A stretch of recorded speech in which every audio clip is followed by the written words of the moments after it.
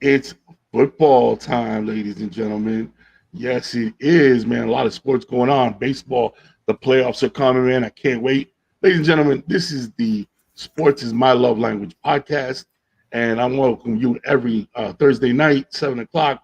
Let us be your entry to the Thursday night football game, man. So, as usual, we're going to take you off the beaten path. We're going to talk about take the road less traveled, talk about things that, aren't going to necessarily pop up on mainstream media.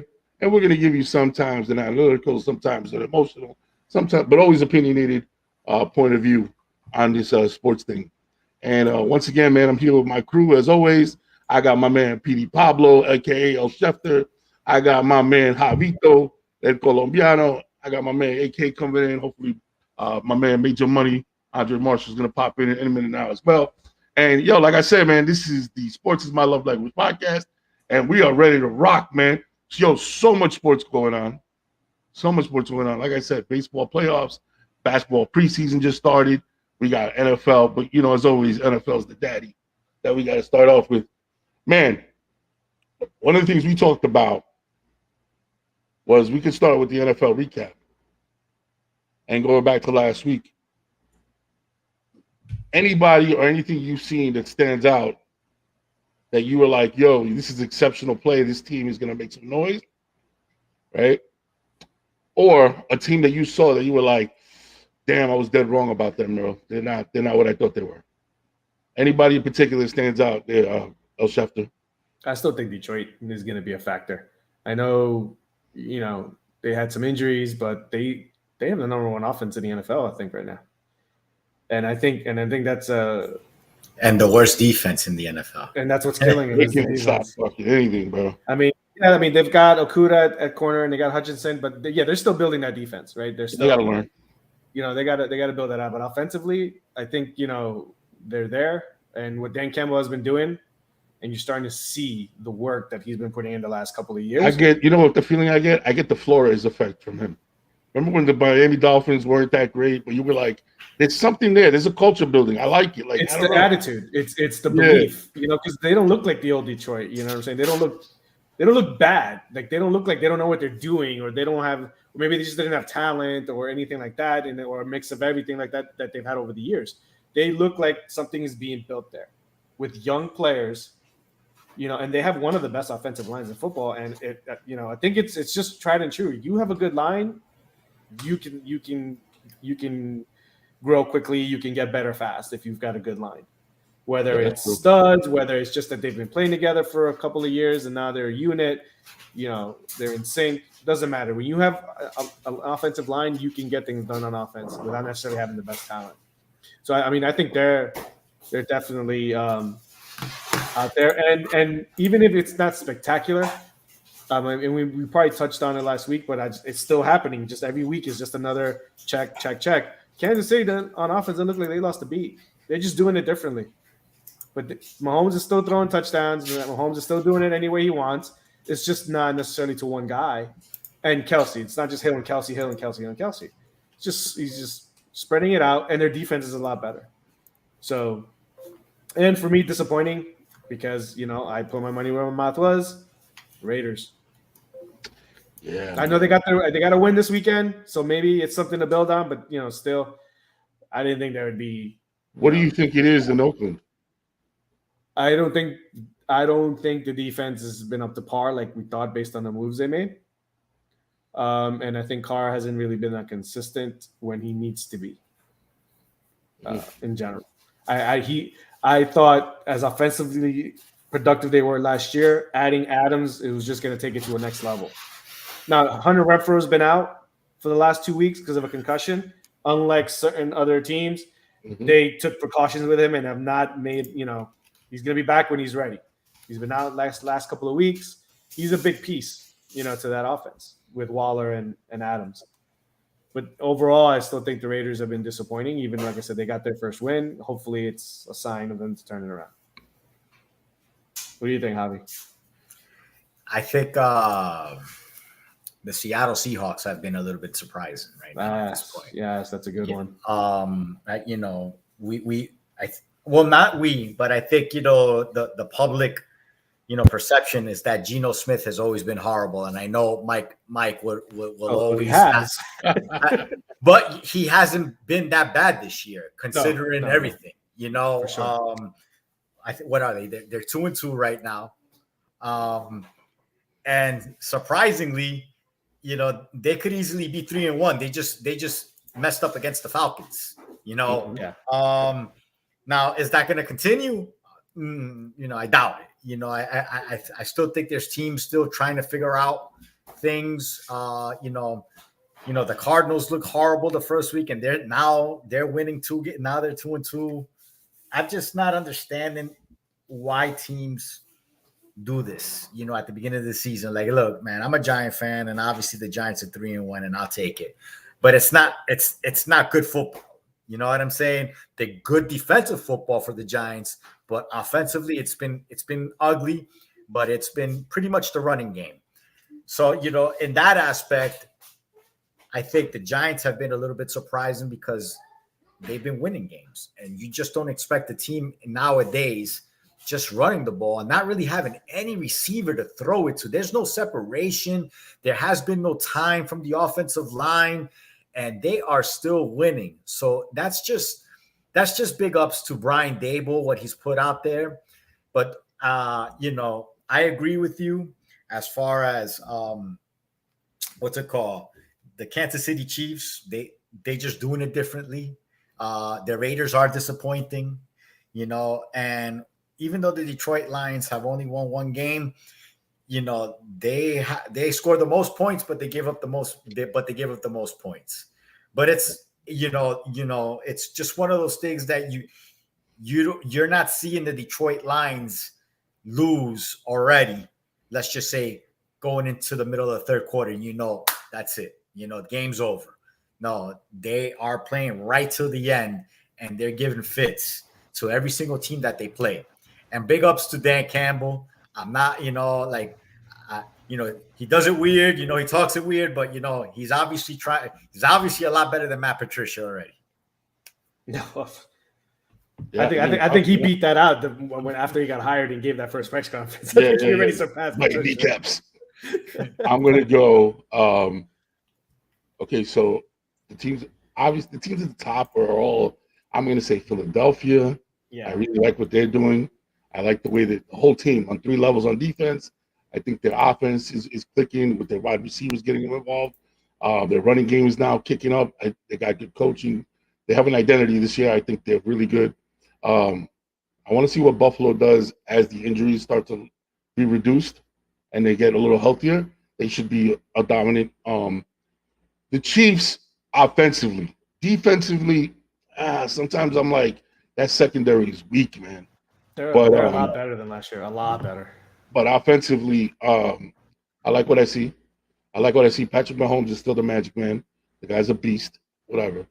On the downside, the Denver Broncos, man, they're not even, they can't score, man. They can't score for shit. They're going to have to, I don't know, I think Russell Wilson's going to have to reinvent himself or go back to like a different version of himself where he rolled out of the pocket and really like took over games because this is not it, man. The play calling is blah. Everything is just very weak. I'm also very disappointed in, and this is going to be weird, but the Ravens defense, the Baltimore Ravens defense is very disappointing, man. That was supposed to be a strength. Their defensive line, their linebackers, their defensive backs, highly paid defensive backs. Yep. And their defensive backs have been getting shit on, losing them games in the second half that I'm just like baffled. But I'm going to give a quick shout out to early season. I was just telling Pablo about my Jets. I'm not overly enthusiastic about the way they've been playing, but I'm really excited about our rookie class. Very excited about our rookie class, man. About Breece Hall, Wilson, and what's his name? Sauce. Yep. These boys are balling out, man. They're the highest graded rookies, respectively. You know what I mean? They're in the top 10, each of them. So I think the future is bright if we get the offensive line solidified and we can finally figure out the quarterback. And I hope, we don't know if Wilson did or not yet. We're going to see a couple more games. But, that's it for me as far as whatever. I'll give you another team that I think is going to make noise in the second, like in these next couple of weeks. I think San Francisco has enough talent to make up for Jimmy G, for what Jimmy G can't do. I think they have enough around him on defense. It's the same team they've been the last 2 years. Right, exactly. They went to the Super Bowl. It's just a matter of Jimmy G not effing it up in the playoff game. Right. That's what it comes down to. Yeah, that's Look, what I They didn't look like out of sync at all in the last game. They looked like it was just routine, normal, Give the same ball old to San Debo. Fran. Let Debo do his thing. Run the ball. Play good defense. And that's all they should do. That's all they should do. As far as I want to think about. I think Jacksonville looks better too. Actually, now that I think about it. Yes. Jacksonville looks a little better. Yes, definitely. Jacksonville. What a difference coaching makes. What a difference coaching makes. It's fucking insane. I couldn't. You know what I'm saying? A lot of times in football, you do put value in coaching, but you know they're always saying how the players is what counts and the players. But yo, this is a perfect example, man. It's like styles make fights. They just looked for Trevor Lawrence. They said, let's play to your strengths. You know what I'm saying? What are you good at? And that's what we're gonna ball. And let me tell you something. It's made all the difference. It's made all the difference. Now, within football, there's been one particular conference that is shining bright, man. And it's cool to talk about them because over the last couple of years, it's been a struggle fest in that division. We're talking about the NFC East.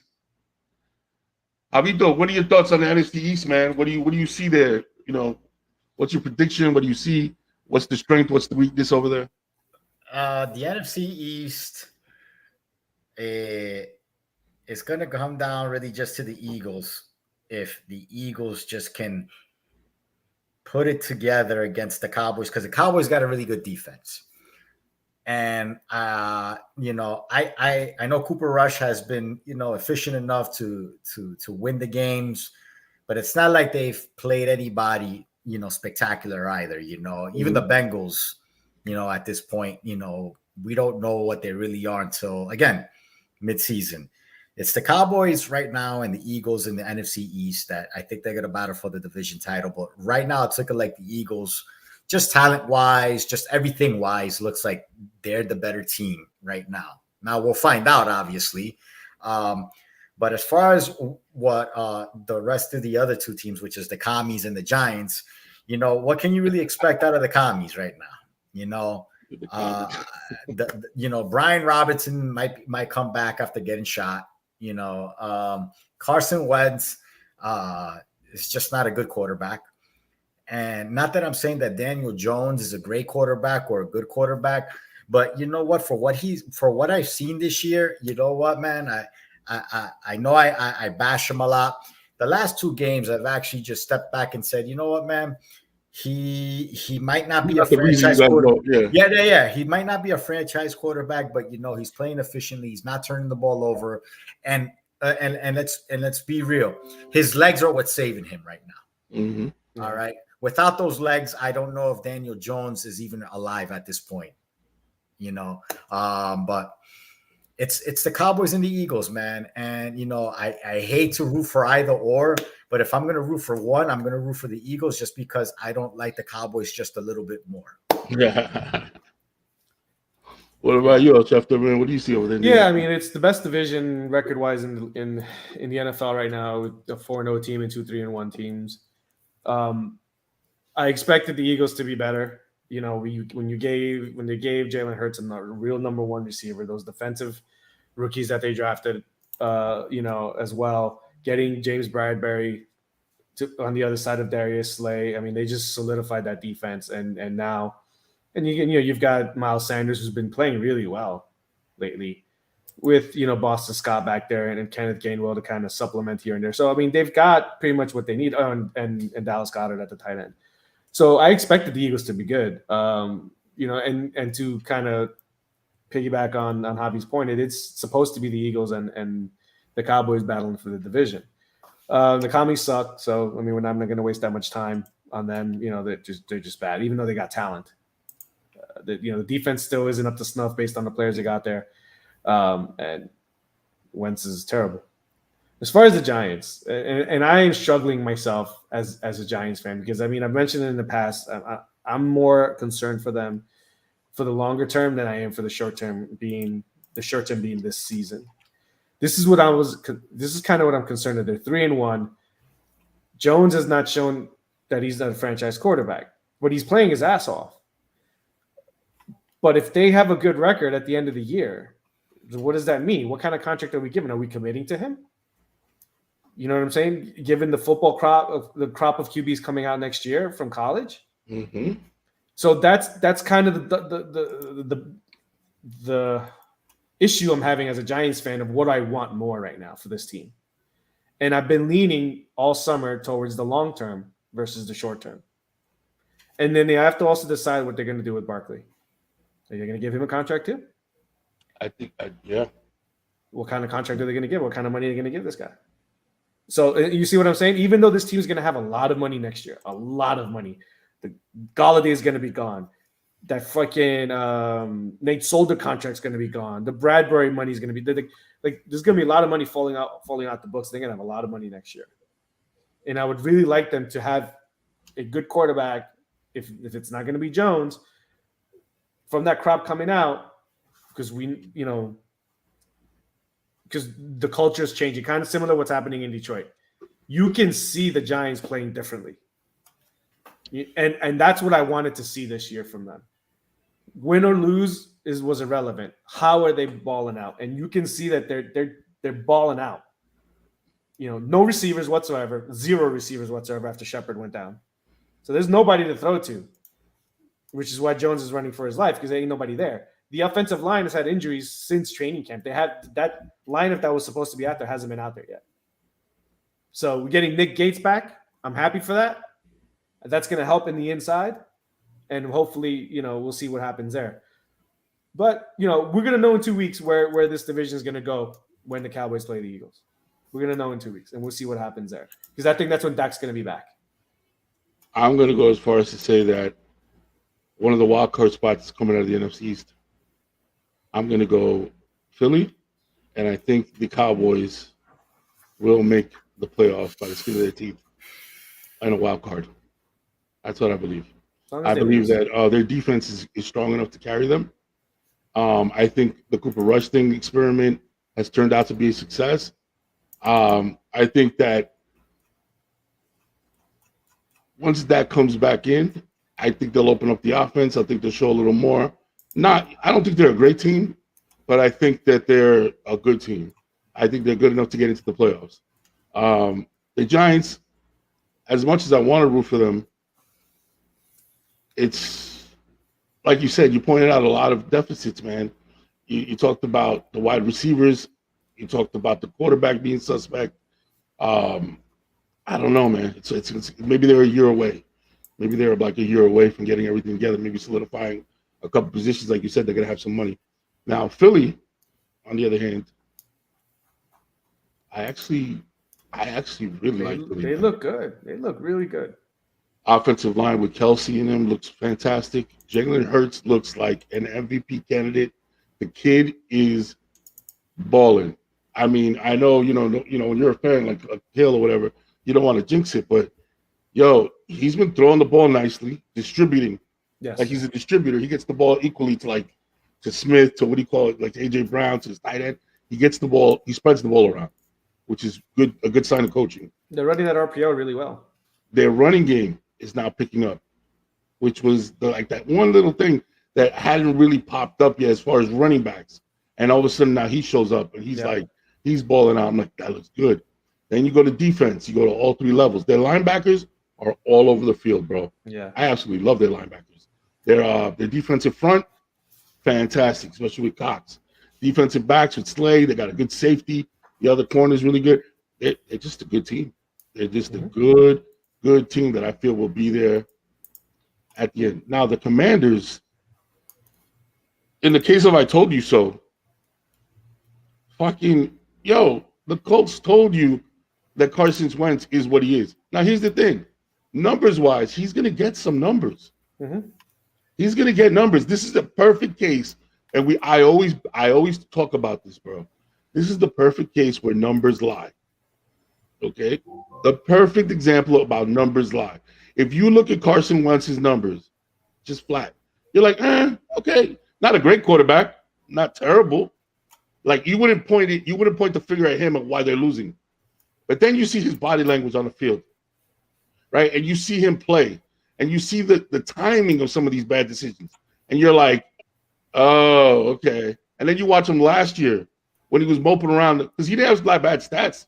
He wasn't terrible on the Colts, but then you watch him and you see how bad, like just the timing of his mistakes are.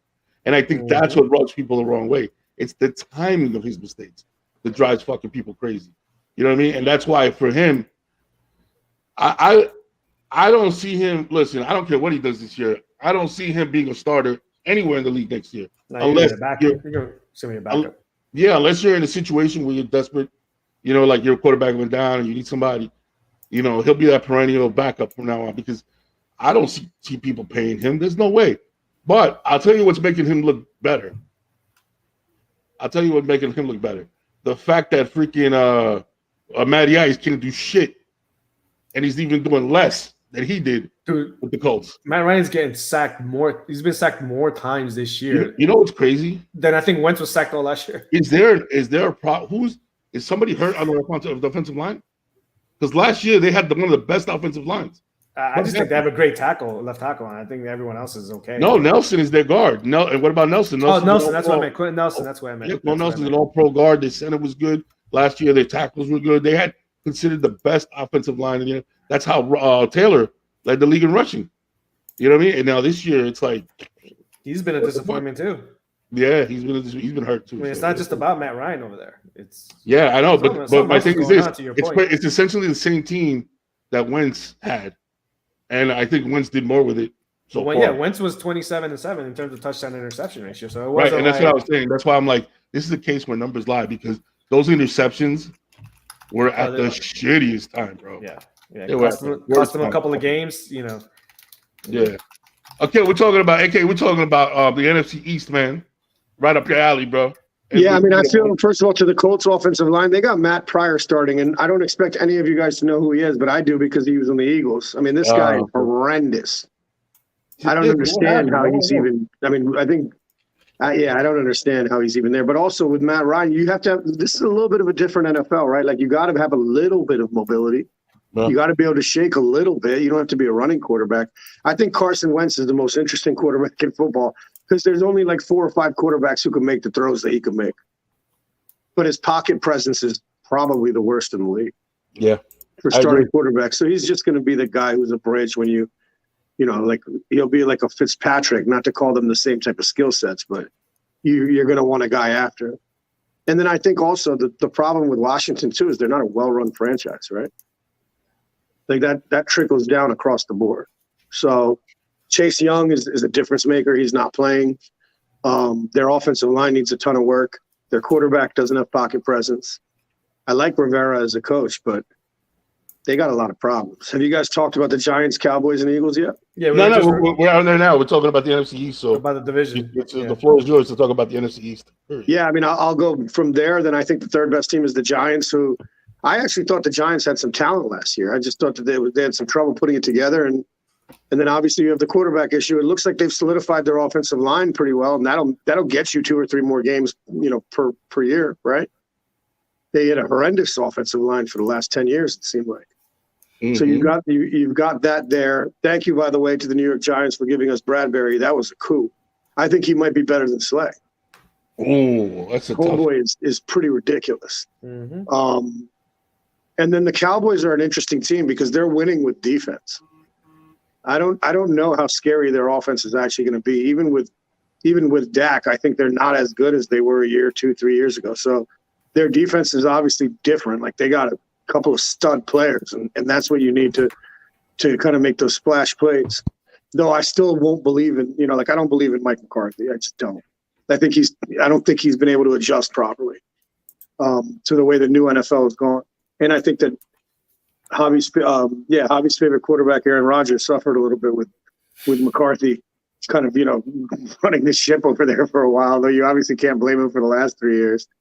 And then the Eagles are we're an interesting team, man, because we have a really solid roster. We have a quarterback who's playing better than any of us expected. Do I still see some of those same issues? You can't knock a quarterback who's 4-0 producing the way he's producing. But it's a long season. Didn't the Steelers go like 10-0 2 years ago and then end up getting beat in the playoffs, having a bad end of the year and getting beat in the playoffs by 30 points by the Browns and Baker Mayfield? So it's too early to crown anyone. But right now, you got to give props to the NFC East, and I think it's more of a fact that they're not underplaying, like they're not underperforming, and other divisions are underperforming. I mean, the Eagles' next 5 very winnable, if not all of them. I think pretty much all of them. You got Arizona, you got Dallas, you got Pittsburgh. No, they got Arizona, which is a winnable game. Cowboys, well, we'll see, right? And that's what I was saying earlier. We'll know what they are after that game, right? For real, in terms of the competitive division. Steelers, Texans, Commanders, Colts. Those are the next 6 games. You guys are in good shape. You know what I'm saying? And then after that, then it goes Packers, Titans, Giants, Bears, Cowboys. I mean, the schedule in general is easy. After Packers, Titans, Giants, Bears, Cowboys, Saints, Giants. Yeah, I mean, that's a function of the 2 divisions that we're playing that aren't as strong. Like the AFC division and the NFC divisions we're playing that aren't really as strong as they were. Yeah. But I'm look, go NFC East, man. So Tired of people dogging us, especially people on the West Coast, like they know how to play East Coast football. Talk to me about Hurts. What have you seen? You can't be negative. I mean, the guy, first of all, you got to love the guy as he comes across. Nobody knows, everybody. I'll bring it back to that Allen Iverson quote with Kobe when he got into trouble, and Iverson was like, "Yo, nobody's squeaky clean, man." You know what I mean? So, but he obviously loves the game. He wants to win. He takes it personally. I love all that. I still got to see him perform against a really solid defense that is adjusting to him, like all that stuff. I need to see him run progressions. I need to see him be able to throw a little bit more downfield, take, that type of stuff. But the numbers don't say what I'm saying. Like the numbers say he's like a top 3 in yards per pass and the type of things that he struggled in. So I think it's still early, man. Of course, I'm super excited. It feels like there's something special here, but it's certainly too early. But he's a guy to root for. He's got certain skills, and the stuff that he's not that good at, hopefully one of the 2, which is being able to read progressions, he can improve on. The other, the arm strength is what it is. The guy squats freaking 600-700 pounds. He's never, like, lifting weights is not going to make him throw the ball farther downfield. That's just not a thing. Okay, so I have a question. Do you think the teams will get a better honing on him second game? Like if they play them twice, they'll be able to get it. You'll have, like, I think that's when we're really going to see what kind of quarterback he is this year. When they play a team a second time and they've made the adjustments. If he can make adjustments, if he can make in-game adjustments, I think he'll be fine. Because that's what happens in the playoffs. They have a lot of film on them. You know what I'm saying? Like last year, they had them pegged. They knew what they were going to run before they even ran it. You know what I'm saying? And he was limited in what he can do. If he can show that some diversity on the tape, that way when they get in the playoffs, you can't peg him to one thing. The Philadelphia Eagles will be just fine. Yeah, but it's also a different game plan when you have the best offensive line in football and a quarterback. Like if you can spy a quarterback, but now you're taking one player away from helping defend AJ Brown and Devontae Smith and Dallas Goedert and all those guys. So there's factors there that'll still work to his advantage because he can scramble. I mean, what I expect out of Hurts as the season goes along is just for him to be more successful in the decision making that he hasn't shown in the past. That's what you got to see out of him, so that when you get to the playoffs, he gets into situations, tight, we know how the playoffs are. They get tight sometimes, and you got to make the right play or not make the mistake. And that's where making the right decisions are. You know what I'm saying? What is the right throw based on what's being called? Even if that means throwing it away. That's what's going to be the difference for this Eagles team in terms of how far they go in the playoffs. Because talent-wise is there, scheme-wise it's all there. It's going to come down on him to make the right decision in a key moment in the playoffs. I think you're right, but I think that's for him and the coach. Yes, because the coach both has of them done together, really well so far. For sure. He's got to put him in the right scenarios so that he can make the best decisions. And he's done a really good job of doing that so far. And again, when you have a really good offensive line, it hides a lot of weaknesses. Yeah, it does. It does. All right, what do you call it? We're gonna go into another topic. Let's talk about one of the things we had. We touched on it last week, right? And it was because of the punt in the ass and Olowski stepping out of bounds. Yeah. So I just wanted to ask you guys, what was your sport's most embarrassing moment? Like, if you think back, whether it was third party embarrassment or like something that you saw that you just shook your fucking head. What's the most embarrassing moment in sports that you've ever witnessed? And I have to say this, right? I think, and I know it could be against popular opinion, I said that I believe the butt fumble by my man Sanchez is less embarrassing than the punt in the ass. And this is why. There's no shame in more getting pushed 7 yards into the backfield by a Hall of Fame tackle in Vince Wilfork, number one. Number two, that was not Sanchez's fault because nobody counts on your tackle getting pushed 7 yards into the backfield. So if anybody should have been embarrassed, it should have been the tackle. You know what I'm saying?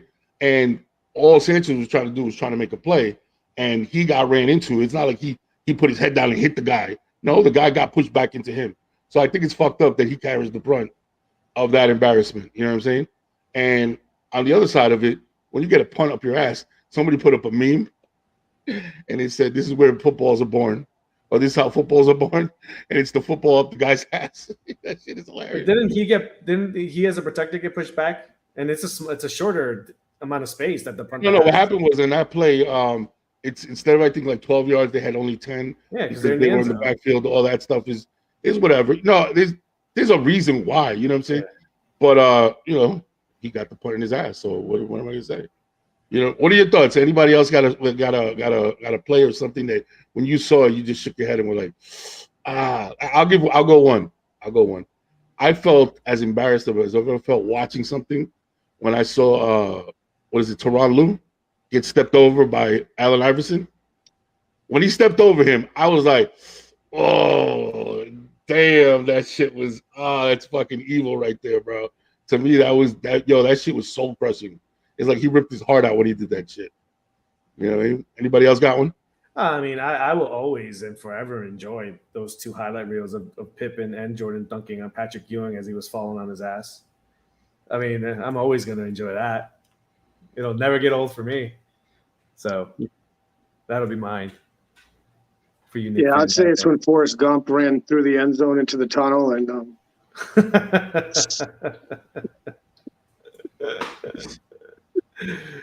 that's funny. When Bobby Boucher went the wrong way. Javi, do you got any? No, man. I can't come up with like an embarrassing moment. I mean, I know I felt shitty during losses, but like an embarrassing moment. No, man. I can't think of one right now, man. Doesn't. Maybe when Ray Handley was the coach, that was embarrassing. But we've had a couple of them the past few years too. So I kind of reminiscence of like when you just don't know how to be a head coach because Joe Judge is nothing like Aaron Judge. Let's just put it that way. I mean, I remember last year 2 Giants linemen blocked each other. That's pretty embarrassing. I think the meme is out there that the Commanders, you got the last. Oh, you said, yeah, they're blocking each other as well. So yeah, those are all embarrassing moments. But yeah, not one. I'm sure I could look it up, but there's nothing that really just pops up in my head right now. What do you call it? Yeah, what do you call it? I'm sure we dug deep. There'd be 1,000 of them. Oh, but the anybody who got dunked on by DeAndre Jordan or oh, good Lord, yeah. Oh, that's he gets up there. How about Well, then if we're gonna go there, then you know what? the most embarrassing thing is that you got Mozgoved, right? Like that was like when Blake Griffin dunked on Griffin, you got yeah. Mozgoved, Oh, how about embarrassing. the what's his name? Vince Carter in the Olympics, who basically put that 7-foot balls in his face. Who got drafted by the Knicks? Frederick Weiss. Was fucking terrible, though. That was fucking But terrible. that's like Byron Russell getting scored on by Jordan. Like Vince Carter's the best dunker ever. It's actually not that embarrassing if he bangs on you, right? But he jumped over him. The guy was a 7-footer, wasn't he? Say A again? 7-footer, I think, if I right? remember. Yeah. He got drafted by the Knicks. Frederick Weiss. I know who he is. Went to the right he never place. played. He never played for the Knicks. No. And thank God, because if not, I would have never heard the end of that one either. Well, I got one. The most embarrassing thing is drafting Sean Bradley over Penny Hardaway. Oh, yeah, that's. Yeah, but you know what, man? How about drafting fucking Sam Bowie over Michael Jordan? Yeah.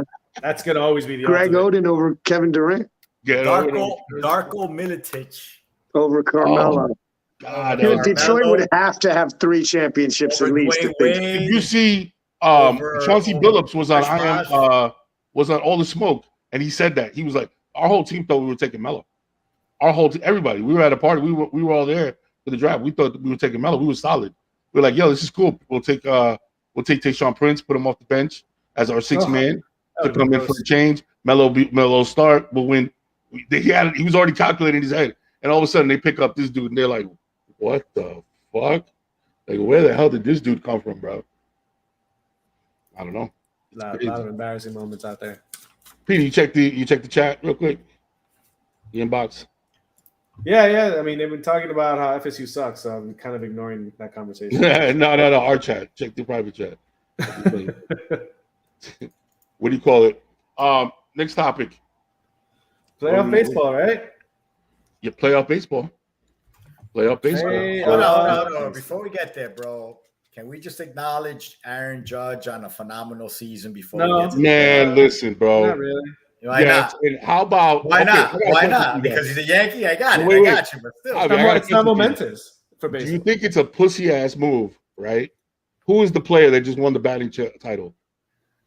From McNeil, the Mets. Yo, That's the end of what's the National League though? Yeah, no, the American League National batting title. He fucking sat out the last game because he was like, if I go 0-4, I lose the title. What a bitch move, bro. Nobody's gonna remember that year from now. No, nobody will. But that's a But let me tell you move. something. But Aaron Judge didn't play the last game either, so I don't think it really would have mattered. Yeah, bro. They said he had. So now there was a debate today. I don't think it's a debate. I think that you side with history. But one of the debates that came up was the baseball writers are judging for the MVP, and it's between Otani or whatever his name is, and Judge, right? And one of the writers came on and said it's not clear cut. It's not as clear cut as you might think.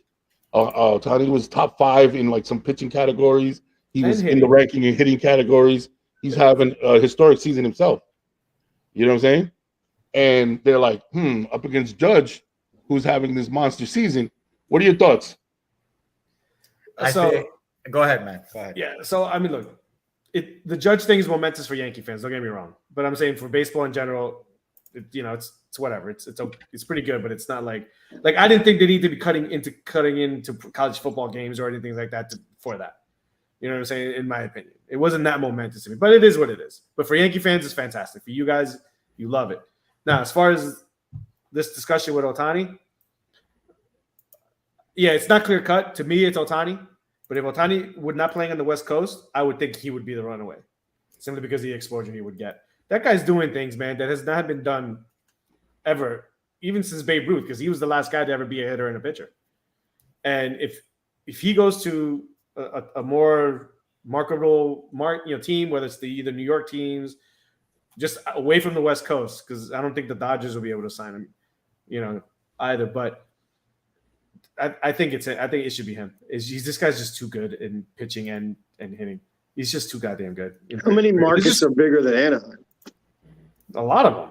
Really? That's LA right there. It's not really LA. Yeah, but it's like a secondary market. And the Dodgers are the team there anyway.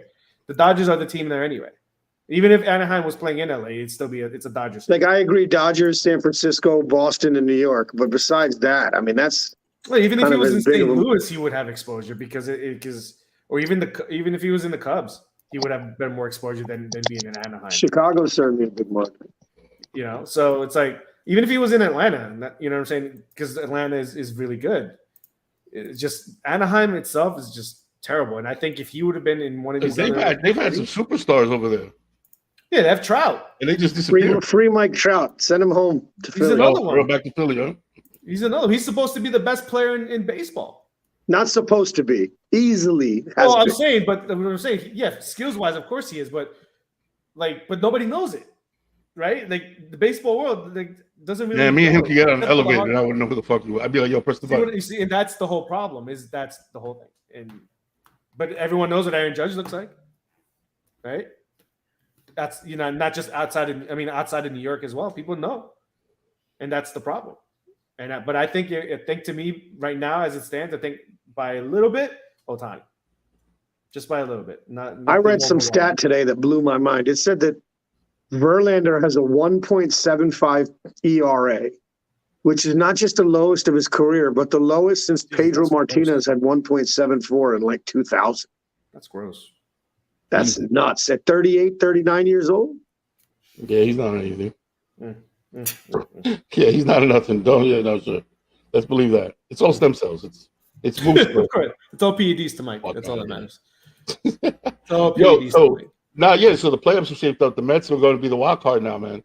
Yeah. So Right? What do you think? So I had to get over my Mets fandom of being disappointed of losing the division. Like I didn't want to let myself get to this is a disappointing season because it's not a disappointing season. They won 101 games, so it's not a disappointing season. It's disappointing that they lost the division, but I'm not even gonna after kind of looking back and looking at what Atlanta did, they didn't lose the division. They didn't have a shitty record or anything like that. Yeah, Atlanta was just ridiculous. And okay, you would know too, right? Monitoring the Phillies, they just had a much better winning record in the second half than the Mets did, enough to, make up those 10.5 games. So it is what it is. Because it's baseball, you can't nitpick, oh, they lost this game by a run or that game by a run because it's 162 games. I mean, there's a ton of games like that. But I think they'll beat the Padres. They get them at home, all 3 games. I just saw an article on Yahoo Sports that one of their pitchers, he did test negative for COVID and he made the trip, but he's not sure if he's even going to pitch, and he's one of their starters.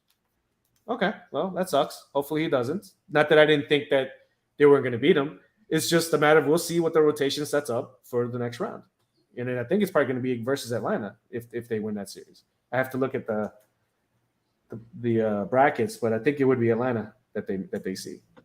And that's all I'm looking for. And it's do I think they're going to get to the World Series? I want them to, but if you may put a gun to my head, I still think it's going to be the Dodgers.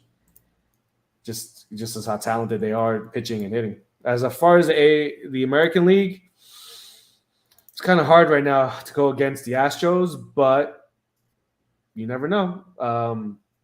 I'll leave it up to you Yankee fans to decide, how they match up with the Yankees. We know that that's a tough matchup for them. But I think the Yankees could pretty much beat anyone else. So, I don't know how they would line up, but would they meet in the championship series, in the American League Championship, the way they're Yes. 1 and 2 seeds. Yes. Okay. So I'm thinking then that's probably what it's going to be. And if you ask me that, I'll say it'll be the Astros because they're that good this year and they seem to match up well against the Yankees the last couple of years. So, I'm thinking it's probably going to be Astros, Dodgers again if you had to really force me to choose right now, even though my heart wants it to be obviously the Mets.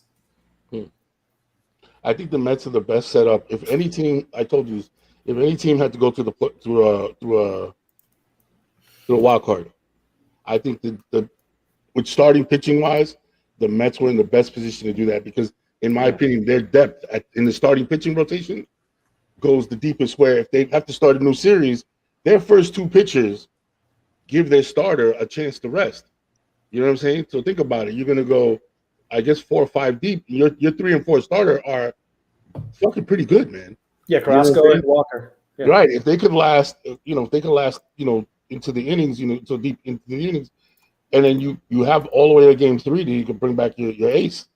You know what I'm saying? So I think not many teams could do that. Not many teams could do that full rotation and whatever. So like most teams, they're what heavy first three pitches are solid, and then 4 and 5 are throwaways. So think about it. You go through a 3-game series. Now you got to start off with your 4th and 5th best pitcher, or try to start your starter, your ace, and that's not good. So I think the Mets are in the best position to be able to do that. So I like that. You know what I'm saying, for them to get to the second round, and I'd like for them still, to give it a go, depending on who they play. Like you said, man, in the I was about to say the AFC, the American League, I just feel like the Houston Astros, they weren't built to win games. They were built to beat the Yankees. Like, I just feel like that team was put together to beat the Yankees. Small ball, hit them, fucking shit. Like, they just good defense, pitching. They have a little bit of everything, but they were built to beat the Yankees over the long haul. You know what I'm saying? So I don't know, man. I don't know if we got it for them. What are your That's that thoughts? Yankees ego. Yeah, yeah, bro. Javiito, what are your thoughts? Funny. Yeah, I'm a Yankee fan, and the team that out of the American League, it's the Astros. That's the one team that I think we spoke about this plenty of times. That it's the only team I really fear. Obviously, we could lose to any other team. It's baseball. Right? And it could happen. Obviously, the wild card teams. They're all pretty good that are in I think the Mariners face, I forget who they face, but I think at the end we would be facing either the Rays or the Blue Jays. Yeah, I was looking at the standings. So I think it's the Rays is another team that we've had problems with in the past. So it's not like we can just say, oh, we're going to get past the Rays or the Blue Jays. They're two good teams, and I know the Rays just got one of their aces back from an injury for like over a year. I forget his name. I think it's Glasnow or something like that. Anyways, but the Yankees, we're gonna go as far as our pitching takes us, man. And with Garrett Cole, he gives up the long ball. Nestor Cortez, this has been his first great year. I don't know if that's going to translate. He looks like under the bright light. Under the bright lights in the playoffs. And can Severino just stay healthy? Like Severino's always had the stuff. It's just he just hasn't been healthy. And can we get timely hits? Like it feels like the Astros know how to get timely hits. That's what I'm saying. That it's like the long ball doesn't help you. I mean, it's hard to say that, but the long ball isn't. It's just in these crucial series where the game is tight and the pitching is really good. That's where that small ball comes in, man. That the home run just barely gets you. You know what I'm saying? It doesn't get you. It's not going to win you certain games, man. When you're swinging for the fence. The Yankees are going to blow it, but they're not going to blow it like the Oakland A's either. All right. But anyways, so as far as the NL, obviously the Dodgers are just stacked. That team up and down, they're just stacked. Mm-hmm. But the Cardinals are in it, right? Yeah. And they're a team that just knows how to win in the playoffs. Mm. And nobody wants to talk about it, but they're that team that you don't give them that like, oh, they're gonna win, and all of a sudden they're in the World Series. You're like, how the hell did they get to the World Series? So I was just looking at the brackets and almost kind of not change my view, but like at least for the Mets, it's Mets Padres. Dodgers get the winner of that. And as far as the Yankees, they get the winner of Cleveland and Tampa. Cleveland and Tampa? Yeah. I don't mind that. I don't mind that at all, to be honest. Well, the thing is that I do mind it because Tampa has beaten us in the playoffs. Tampa has beaten us. Tampa always has our number. Yeah. For some reason. So it's Tampa and the Rays and the Astros that they just know how to like win, and again, it's the playoffs, man. You want a chance at the dance, and that's where everybody's at right now, right? Everybody here has their team in the dance right now. Now you're just trying to hope to win it now, Yeah. And that's all you want at this point. I know a lot of Met fans are happy. They're disappointed that they didn't win the division. But again, I think we spoke about this months ago. They're going to make the playoffs. I said that. I remember saying that. If it's not the division, they're going to make it in as a wild card.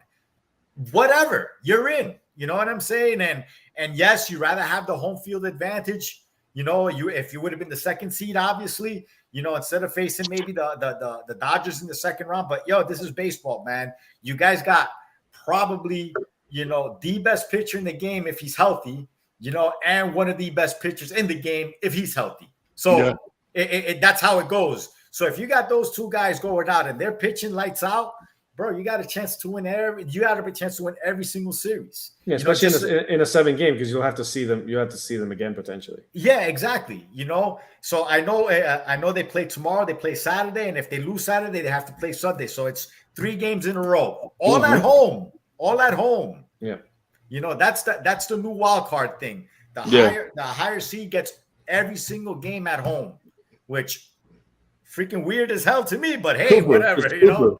I don't know, you know. It's like a regular series during the year, though, right? Yeah, that's what it feels like, because it's like the lower seed does not get a home game at all, so they got to win 2 games on the road. And don't get me wrong, I guess, you know. So it feels like it's a wild card and there's a wild card. You know what I'm saying? Like, like that team that got shitted on that has to go on the road. It's terrible. Yeah. It is. What do you think, AK? What do you see for your Phillies? Oh man, I don't want to be negative. I don't like. I think anything can happen in baseball, but I've seen them play like throughout the season, and they're not. I don't think anyone should be afraid of them. I think we could potentially match up with St. Louis, okay, but I don't think we look scary. Well, like we don't like we have hitters, but they don't fit well. Zach Wheeler's a beast, but Nola's really good, but he could shit the bed like any other start. We have no closer still. We're now putting one of our old starting pitchers as a closer, and we've tried like 5 different people. Baseball is interesting. The Nationals won a few years ago when they were pretty much the worst team in the league for the first half of the year. Like anybody could get hot, and we didn't end the season too well. But yeah, we have a chance. I guess everybody's a chance, but I don't see the Phillies as good as, you know, say obviously the Mets, the Dodgers, the Cardinals, the Braves. Like, I just feel like we're a little overmatched, but you never know. Like, we do have enough talent that if they actually start putting it together, and then how much do you value defensive baseball in the field? Because we're not really good at that. You know what I mean? So base running, we're not really good at that. Like, we need to mash homers. That's what we need to do. We need to have our aces pitch really well. But that being said, like we do have Nola and Wheeler. If 2 of your aces go hard, if they OD in a series that's a 3-game series, yeah, you could win there. But I don't see us being as good as the Braves, the Mets, the Cardinals, the Dodgers, obviously. So it's a weird thing. But at the same time, yeah, go Phils. It's our first time being there in 10 years, 11 years. So let's just say hypothetically, you're right. They've got 2 really good pitchers in the 3-game series versus the Cardinals. You know, they could win that. So then they would probably go face the Braves. In a 7-game with 2 good pitchers, you don't think they would have a chance? Because it's not like the Braves have a fantastic pitching staff either. No, I think the Braves are a really solid team, and I don't think that we've put it together the way they have. Yeah, I mean they've just been playing on fire the whole. But they won the World Series last year. Yeah, no, I'm not saying that the Braves are vulnerable or anything like that. I'm just saying, just to the general baseball, if you've got 2 good starters, even in the 7-game, almost like what I said about the Mets, you're gonna have to see them again in the back end if you can somehow get to game 6 and 7, right? So I don't feel good about seeing the Mets either. But again, like that's the thing about baseball. We go ahead and win 2 or 3 here, and I think we'd probably have to win the first 2. I wouldn't be that confident with us taking it to the 3rd with our depth of pitching. Like then you may feel like, oh, we could beat anyone. So my perspective could certainly change after Sunday. Mm-hmm. But as of right now, if I'm a team in the NL, I'd rather face the Phillies than even the Padres. I'd rather face the Phillies than any team in the NL. And the Padres are disappointed. Maybe any team in the playoffs, depending on how you view Seattle. Yeah, because the Padres don't have Tatis. I mean, they still have Soto and Machado, but they've just been disappointing overall as a team. They were supposed to be the ones to challenge the Dodgers on that division. We've been disappointing too. So I actually would be a little more worried facing the Padres right now. That's what she said. All right, what do you call it? Check this out, guys. We got a huge game tonight. two powerhouse teams, man. Yeah. Two monster offenses. We're talking about two offensive juggernauts, man. And the Colts No, they are and juggernauts, not juggernauts. and the Denver Broncos. Yo, you want to talk about a shitty game? That if you would have pointed this game out, right, preseason, You're like, yeah, everybody this would is been like, yo, good matchup, bro. Matty Ice against what do you call it, Jonathan Taylor, Judy. You would have pointed out all these weapons. Who would have known these two teams, man? Horrible. Now watch it be a shootout. Yeah, I know, right? Because the over is 42 points. The over is 42. This is not a lot. I personally don't think they're going to even come close. Denver ain't going to be a bad offense for long, guys. Come on, man. Look at the talent on that offense. Yeah, but they they just lost Javonte Williams, man. That's gonna hurt. I mean, that's Melvin huge. Gordon was They got some legit receivers, and they still got Gordon. Like I agree with you, but damn, that team can't struggle forever. Gordon likes to hand off the ball to defensive players so they can run it back for a freaking touchdown. I'm gonna go. Like he did on Sunday. My pick for today's game is gonna be. I'm gonna go Colts. I'm gonna go Denver. Like he's on talent. Alone, the only reason why they win this game. 17. I'm gonna go the Colts 13. That's gonna be my score. 17-13, and I think Denver pulls it out. But I don't see anything. They definitely are not going over the 42. And I think they cover. I think you said it was 2.5. 2.5, 3, depending where you go. Yeah, so then they cover. Denver covers. But 2.5, 17-13. I'm going to go Denver. Javito, what's your choice? What you got? They're not even going to come back for 29, Javi. Yeah, they're not together. You might as well say the score for 29 together. I hate when I can't use 29, man. Listen, man, these offenses are struggling. Matt Ryan sucks. Not that I'm saying Russell Wilson has been cooking, I'm gonna go 21-14. I don't know, man. It's just gonna. I don't see it happen. I don't see Matt Ryan. The Falcons knew, right? The Falcons knew. They were like, we'll do better with Mariota. And they actually are playing pretty well. Yeah, that's why it's like they actually knew, like, all right, it looks like Matt Ryan is not the Matty Ice of like 6 years ago, Nah, he's far from that MVP. Bro, but that's what I'm saying. Yeah, look, I got Jonathan Taylor as my freaking running back. And you must be angry at the world. I'm like, what the hell is going on? And I'm like, oh, it's freaking Matt Ryan, bro. They're down 20. They're down double-digit points within the first half because Matt Ryan doesn't know how to protect the ball anymore. So it's like, they're not going to run the ball as much anymore. And they know that's the only real weapon besides what's his name, Pascal. Stack the box. I got a fantasy team that's struggling right now that I have Taylor and I had Javonte Williams as my 2 starting running backs. Me too. Oh Lord. Me too. And that's the one league that I actually jumped for quarterback and took Herbert, and I had Keenan Allen. So I'm not feeling great right now about that team. So it's just I had to rework that team. I picked up Gordon. I got Naheem Hines. So I actually have Burrow as my backup because he fell, but whatever.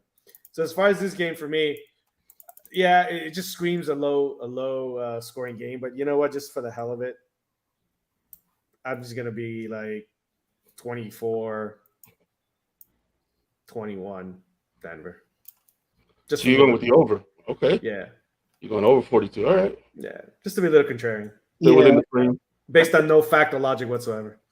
I'm actually aligned with Javi and Pablo, except I think there's not going to be, like, your guys' scores have all touchdowns and no field goals, pretty much. I know there's 24 is one field goal. Yeah, I got one field goal. But I think there's going to be a little more. I think there's going to be more field goals, and I am going to take the over because I think Denver is actually going to beat them by over double digits. So I'm going to go here. So you believe the coaches have made adjustments?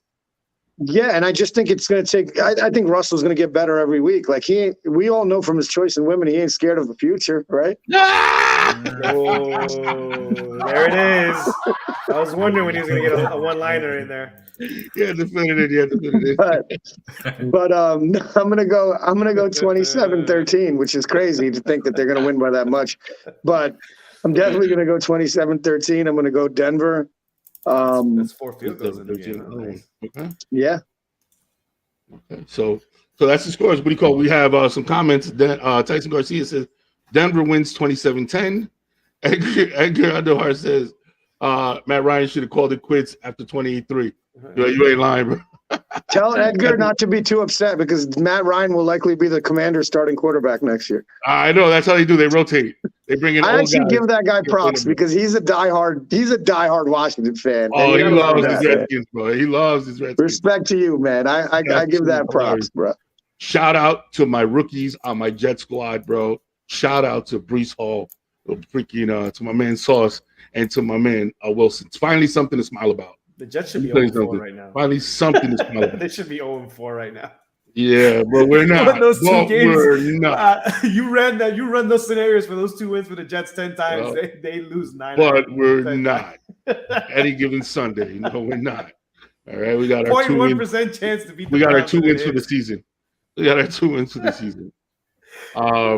Anything else anybody want to talk about in sports before we the Rutgers Scarlet Knights are playing Nebraska in the blackout game tomorrow. Holla, Rutgers. I got Rutgers. I'm in the building. If anybody wants to, if our listeners are out there and you want to grab a drink, just throw it on the chat. You can come join me and my homies. Nice. What do you call it? I got Rutgers beating the shit out of them. They just fired Frost. They just fired Frost. Yeah. Let me ask you guys this: Is that not the funniest shit in the world that they fired? The AD fires Frost's entire staff, but doesn't fire him, and then fires him three games into the season. Come on. Yeah, they fucked up, but I'll tell you where he fucked up. Okay, here's the thing about Frost. When he was at, I think he was UCF, right? He was at UCF. Yeah. He was this brilliant mind, right? And he wasn't listening to the outside noise because they don't have the alumni. They don't have that to come and put the pressure on him, right? So he ran his offense the way he wanted to run it. Okay.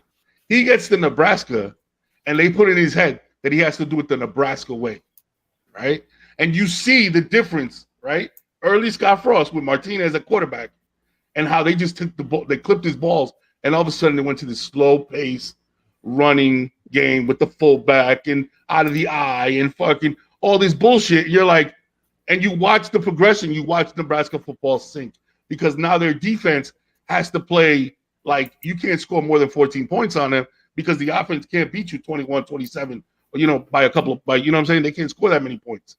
And it's completely shit. And then he goes and he starts to get freaking, that alumni got to him, bro. That alumni got to him in Nebraska. And let me tell you something about Nebraska. Nebraska is a top, I want to say it's a top 5, 6 even job in the entire country. When you look at their facilities, the money that the alumni spend for them and like tradition, but then you have to go. The one thing they don't have that other teams have is a recruiting base. The base is now they've been looting for offensive linemen, but they should be. If their biggest mistake was they got rid of Bo Pelini, right? Yep. Bo Pelini, whatever his name is, and why? Because he didn't look the part. The only reason Scott Frost got hired was because he looked the part. He looked Nebraska. Because Bo Pelini just doesn't look like he looks like like your dumb uncle. You know what I'm saying? But the guy was like 8-3. You know what I'm saying? Had them trending in the right direction. They should have stayed with him. But that's where they fucked up. He said they clipped his balls and he shit the bed. That's a bad day in anybody's book. They clipped his balls and shit the bed. That is a bad day. Yeah, but I got Rutgers smacking the shit out of Nebraska. I got Rutgers going, I want to say, dropping a good 27 on them. I want to say 27-17. Maybe. They should definitely be angry, especially after the running up the score that Ohio State put on. Yeah, that was bullshit, bro. That fucking Ryan Day, bro. Get the fuck out of here, bro. Shiano, he was lucky Shiano didn't rip his head off. Shiano went over there to rip his head off. Yeah. He wanted to beat the shit. They already didn't like each other from Ohio State. The time at Ohio State, they had beef over there. But there's some good games this weekend. I'm gonna put my college football predictions after we hang up. But ladies and gentlemen, I want to say thank you once again, man, for joining us and your lead into the Thursday night football game. This is the Sports is My Love Language podcast. They say the most amazing days in your life are the day you're born and the day you discover why. Ladies and gentlemen, once again, thank you for joining me and my crew, Avito, my man El Schefter, my man AK, and I am your host, Dropping Dimes, a.k.a. the Hopeful Romantic, a.k.a. the Feminist. We show with his tendencies, and thank you for walking in our why. Have a good one, people. Peace.